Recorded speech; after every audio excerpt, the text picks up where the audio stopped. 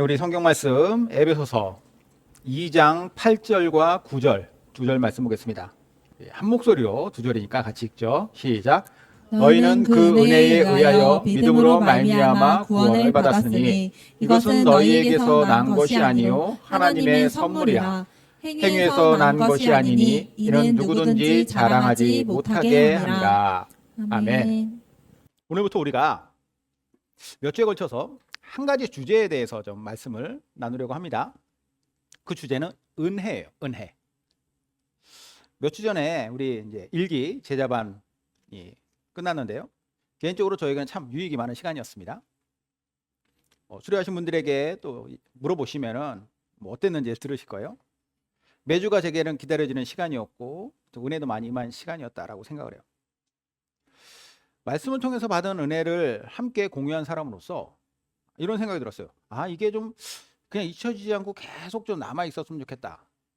물론 이제 망각은 하겠지만 그래도 이 기억 또 받은 은혜에 대한 어떤 확신 이런 것들이 남아 있었으면 좋겠다. 이런 생각을 제가 했습니다.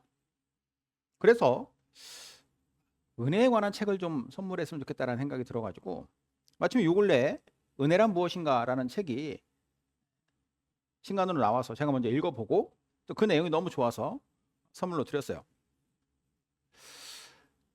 그 책의 내용이 참 저에게 인상 깊었거든요. 오늘부터 그 책에서 언급하는 은혜에 관한 내용들을 제가 이제 기본 골자로 해가지고 말씀을 나누려고 하는데 오늘은 그 첫 번째 시간으로 은혜란 무엇인가? 은혜는 하나님의 선물입니다. 이 주제에 대해서 알아보려고요. 은혜는 하나님의 선물이다.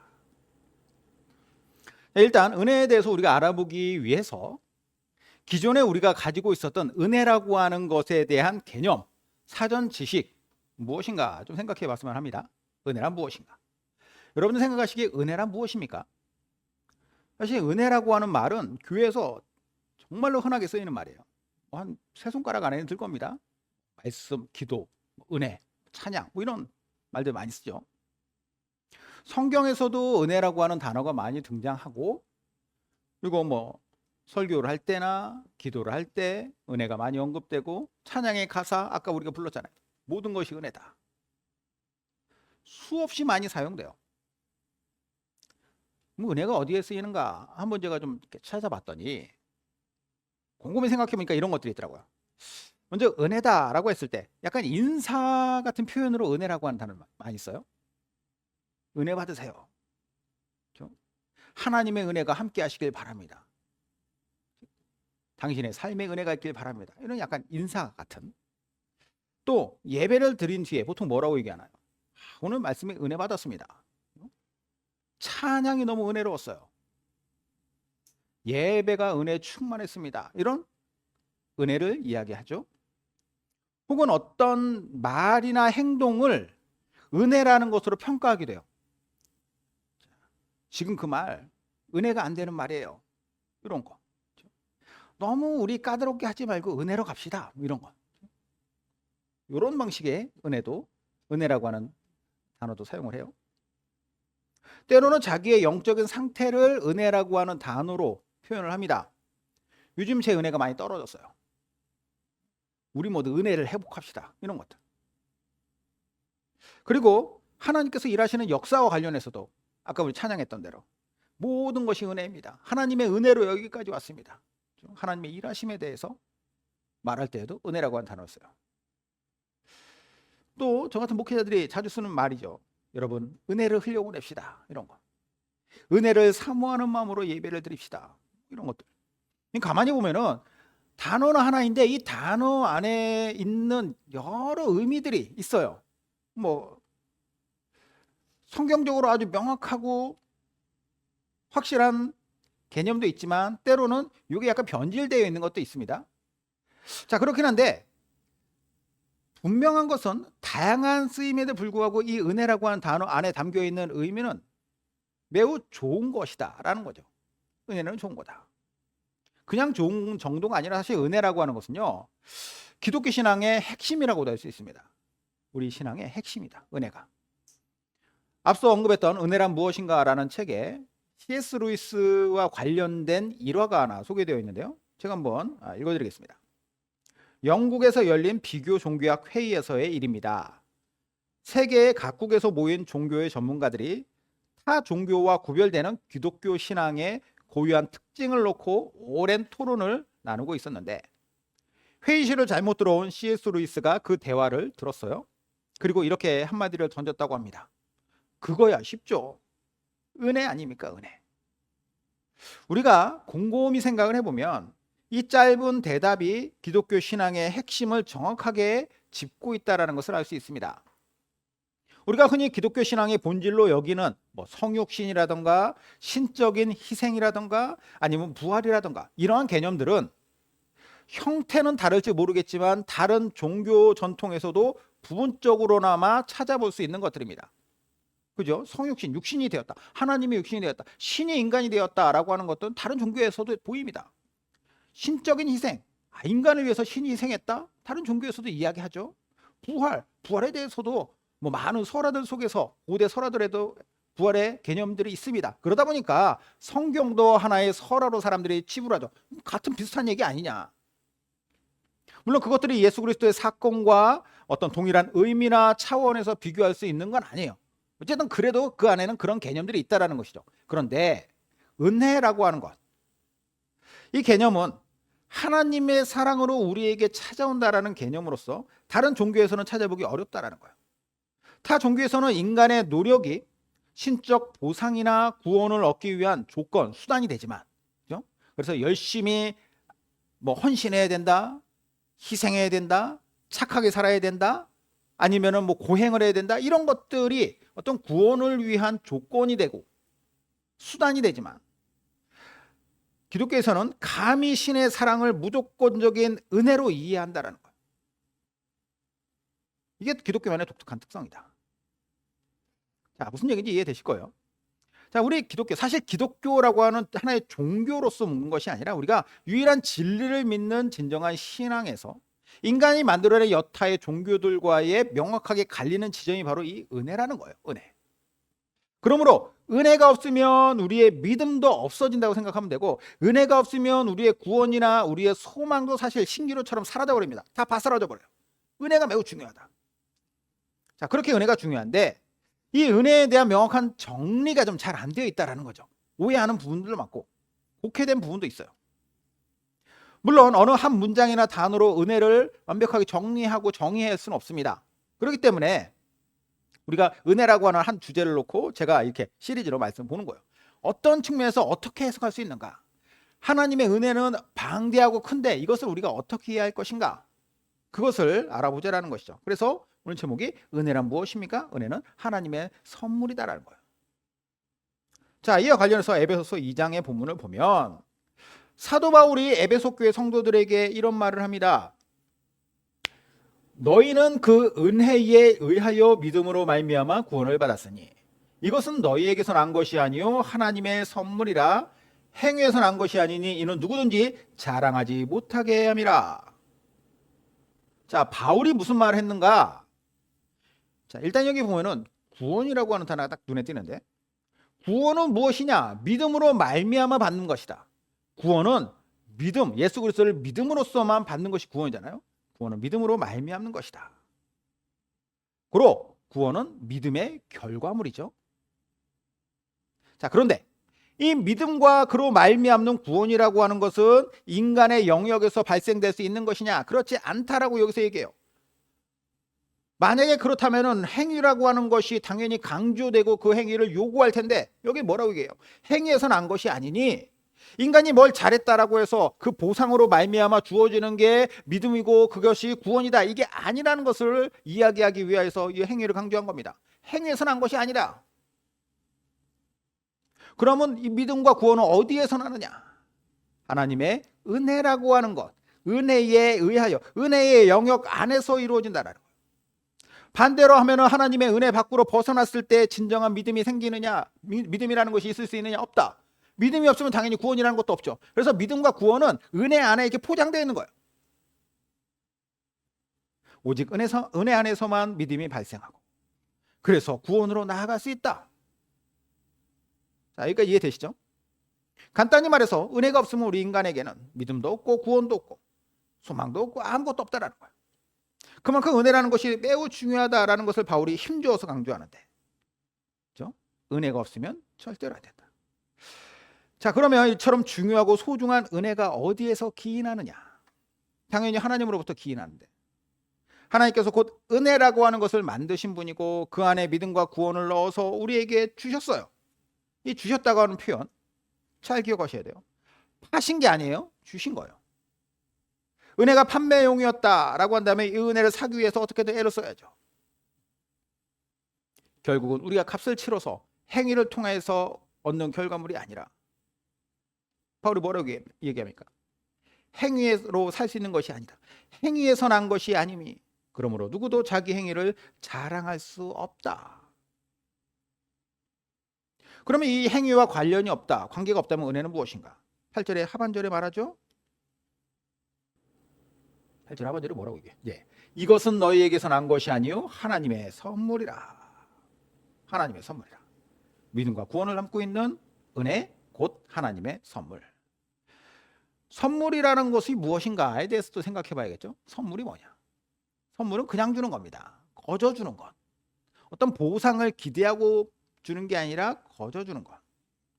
그런데 아무리 거저 주는 선물이라 하더라도 이걸 우리가 아무한테 주나요? 아무한테나? 우리는 선물을 누구한테 주느냐? 내가 선물을 하고 싶은 사람한테 줘요.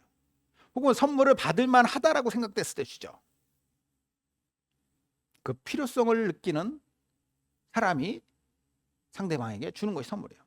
제가 요즘에 유튜브로 즐겨보는 영상이 있는데, 내용이 뭐냐면 필리핀의 가난한 동네에 유튜버가 들어가요. 그래서 그 사람들의 딱한 사정을 들어요. 그 아이들의 사연을 소개하고, 그러면 이제 그걸 보고 있는 구독자들이 후원금이나 선물들을 보내잖아요. 그럼 이걸 가지고 직접 그 집에 찾아가서 그 집에 이제 그것을 전달하고, 그리고 그 전달 받았을 때 그 또 감사의 표현을 하는 거, 이런 것들을 찍어서 보여주는 유튜브였습니다. 대체적으로 집이 막 엄청 좁아요. 엄청 좁아가지고 막 다들 집안에서 땀 뻘뻘 흘리고 창문도 없어가지고 정말 우리 화장실보다 더 더러운 데서 살아가고 있습니다. 비가 오면 당연히 다 비가 새죠, 집에. 어떤 집은 하천이 범람해가지고 매번 집이 물에 잠기는 그런 집도 있었습니다. 이걸 보니 얼마나 딱해요. 사람들이 그래서 이제 후원금을 보내주고 그러죠. 그러면 새로운 보금자리들 찾도록 또 해주고 도와주는 그런 내용입니다. 거기 뭐냐, 애들이 어려서부터 뭐 길에서 꽃을 판다던가 음식을 판다던가 그러면서도 부모님을 도우면서 살아가는 착한 아이들이에요. 감사할 줄도 알고. 그러니까 그런 아이들이니까 얘들한테 뭐 맛있는 것도 사주고, 또 이제 그 후원자들이 막 보내주는 거, 평생에 가져보지 못했던 것들, 휴대폰도 막 오고 노트북도 보내주고, 얘를 보면서 참 마음이 따뜻해지는 것을 느껴요. 그런데 이러한 가정, 그리고 뭐 이런 아이들, 일면식도 없는 사람들이 그들에게 보내는 거잖아요. 따뜻한 마음으로 선물을 보내는 거죠. 괜히 보내겠습니까? 본인들이 생각할 때 저 집에는 선물이 필요하다, 그리고 나는 그것을 주고 싶다라고 하는 마음이 동하니까 보내주는 거 아니에요. 그분들이 막 편지를 써서 보내고 또 그래요. 아, 나도 뭐 여유 있는 형편은 아니지만 그래도 이것을 해주고 싶습니다. 그래가지고 보냅니다. 이런 얘기를 한다고. 받을 만하다라고 판단되니까 줄 수 있을 만한 것을 보낸다라는 거예요.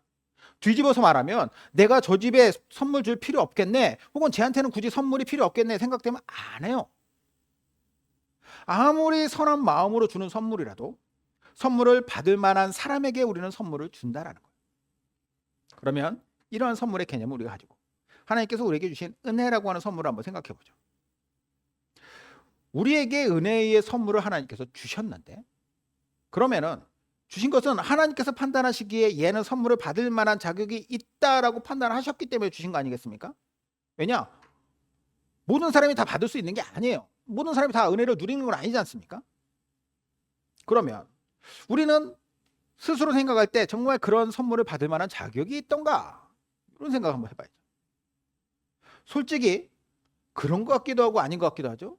나는 그 선물을 받을 수 있는 것 같기도 하고, 혹은 받을 수 없는 것 같기도 해요. 자, 오늘 본문인 이 에베소서, 에베소라고 하는 소아시아, 지금의 이제 터키 지역이죠. 그 지역에 있는 한 도시의 사람들, 이방인들이에요. 평생을 우상 숭배하면서 살았던 이방인들. 그들에게 예수 그리스도의 복음이 전달되었고 전해졌고 그것이 은혜의 선물이 되어 그들이 예수님을 믿고 구원받은 자들 아닙니까? 그들에게 바울이 편지를 쓴 거예요. 뭐라고 얘기하느냐? 자, 그는 허물과 죄로 죽었던 너희를 살리셨도다. 그때 너희는 그 가운데서 행하여 이 세상 풍조를 따르고 공중의 권세 잡은 자를 따랐으니 곧 지금 불순종의 아들들 가운데서 역사하시는 영이라. 전에는 우리도 다 그 가운데서 우리 육체의 욕심을 따라 지내며 육체와 마음에 원하는 것을 하여 다른 이들과 같이 본질상 진노의 자녀이었더니. 원래 너희가 어떤 사람들이냐? 옛날의 모습을 그들에게 다시금 들춰내고 있어요. 바울이 가감없이 언급합니다. 너희는 어떤 사람들이냐? 허물과 죄로 죽었던 너희들이다. 너희는 어떤 사람들이냐? 세상의 풍조를 따라 살았고 공중의 권세 잡은 자, 사탄이잖아요. 사탄을 따랐던 자들이다. 너희는 육체의 욕심에 눈이 멀었던 자들이고 본질적으로는 진노의 자녀였던 자들이다. 고로 너희는 선물 받을 자격 없는 자들이었다. 아무리 생각해봐도 이게 선물은커녕 벌을 받아야 될 사람들인데 선물을 줬다라는 거예요. 그것도 무슨 조그마한 선물이 아닙니다. 너무 큰 선물을 주셨다라는 거예요. 그리고 그 선물은 세상에서 누구도 어떤 사람, 어떤 존재 누구도 줄 수 없는 걸 줬다라는 거죠. 그만큼의 가치가 있는 거. 무려 예수 그리스도를 보내사 그를 믿는 믿음으로 구원에 이르게 하시는 은혜를 주셨다. 이들은 모두가 은혜 받은 사람들이라서 그 같은 사실을 잘 알고 있었습니다. 바울은 이걸 더 명확하게 정리해 줬죠. 너희가 받은 은혜는 받을 자격조차 없는 자들이 받은 하나님의 위대한 선물이다. 이거 당시의 에베소 성도들만의 이야기일까요? 우리는 어떤가요? 아무리 생각해봐도 나는 선물 받을 만했어. 나는 그런 아이였어. 나는 원래 그 정도로 착했고 이미 나의 삶 자체는 빛날 준비가 되어 있었어. 이렇게 생각하나요? 이렇게 생각하면 큰 착각을 하는 겁니다. 우리가. 왜 그러느냐? 우리의 민낯을 제대로 보지 않았기 때문이에요. 화장을 지우고 모공까지 막 훤히 들여다 보여줄 수 있는 그런 환한 조명 아래서 깨끗한 거울에 자신을 비춰보지 않은 겁니다. 거기에서 봐야 내가 이렇게 생겼구나. 그거 보는 거죠.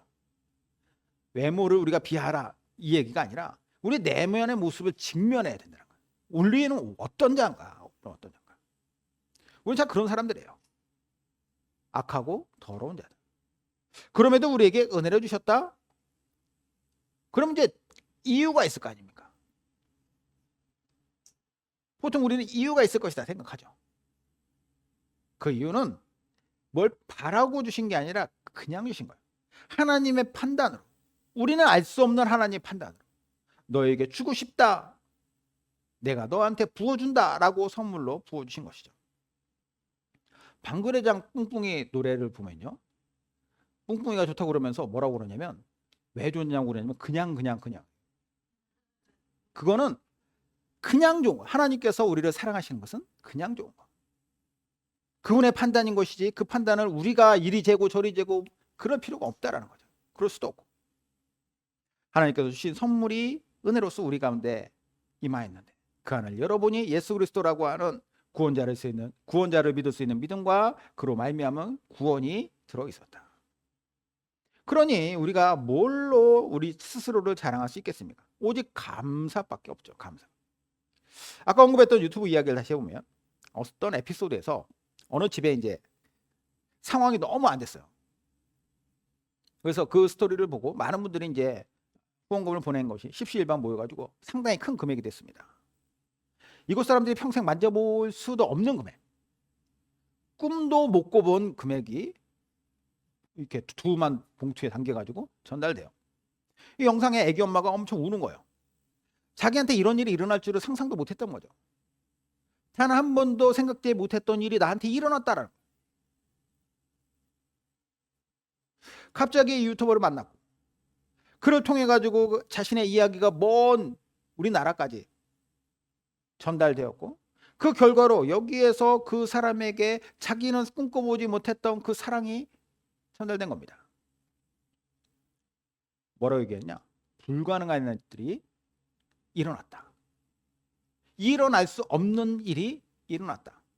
제가 아침마다 이제 새벽기도 마치고 집에 가서 이 영상들을 맨날 이렇게 하나씩 보는데, 인간이 베푸는 선물도 이렇게 불가능을 가능케 하는 대단한 것이거늘 하물며 하나님께서 베푸신 선물이 얼마나 대단한가, 그 은혜가 얼마나 대단한가. 솔직히 인간이 베푸는 선물로서의 은혜를 생각하면요, 얼마든지 다양한 방식으로 채워질 수 있습니다. 뭐 돈으로 채워질 수도 있고, 물질로, 물건으로 채워질 수도 있고, 뭐 편지로도 채워질 수 있어요. 정서적으로 따뜻한 밥 한 끼로도 채워질 수 있죠. 하지만 결국에는 그 안에 있던 것들은 결국 고갈됩니다. 인간이 줄 수 있는 것은. 하지만 하나님의 선물의 은혜는 오직 하나 예수 그리스도를 믿는 믿음으로 말미암아 채워지는 것이고, 그것은 결코 고갈되지 않는다. 아니, 고갈되지 않는 수준이 아니라 아예 너무 커서 포장지를 뚫고 나와요. 자, 이 개념은 나중에 또 은혜의 또 다른 측면, 은혜는 흘러넘친다. 자, 이 내용으로 우리가 살펴보게 될 텐데, 어쨌든 하나님의 선물인 은혜라고 하는 것은 무엇이냐? 우리가 생각하는 것보다, 우리가 상상하는 것보다, 우리가 기대하는 것보다 훨씬 더 크고 위대한 것이다. 훨씬 더 아름답다. 훨씬 더 순결하고 훨씬 더 완벽하다. 세상 그 무엇과도 비교할 수 없는 큰 가치가 있는 것이다 라는 거예요. 이에 우리는 이 은혜의 선물을 받은 사람들이라는 사실을 잊지 말기를 바랍니다. 원래 나는 받을 자격이 하나도 없는 사람이에요. 하지만 받았다라는 거예요. 받은 걸 어떻게? 그럼 당연히 이 받음에 대하여 감사할 수 있는 우리가 되죠. 이 진리를 늘 간직하며 겸손하게 살아야 됩니다. 내가 하나님께 은혜의 선물을 받은 복받은 자이구나. 늘 감사하며 겸손하고 하나님의 사랑에 반응하며 살아가는 내가 되야겠구나. 이게 우리의 마음이어야겠죠. 마지막으로 오늘 본문 8절 말씀을 다시 한번 볼 텐데요. 이번에는 쉬운 성경으로 한번 보겠습니다. 여러분은 하나님의 은혜 안에서 믿음으로 구원을 받았습니다. 여러분 스스로는 자신을 구원할 수 없습니다. 구원은 하나님의 선물입니다. 구원이라고 하는 결과물, 하나님의 선물인 은혜 안에 있는 것이라고 얘기했어요. 그러므로 늘 우리 안에 하나님의 사랑과 그 놀라운 축복에 감사하는 마음, 받은 선물에 늘 감사하는 마음이 더욱더 커져가는 저 여러분 되시기를 주님의 이름으로 축원드립니다. 아멘. 기도하겠습니다.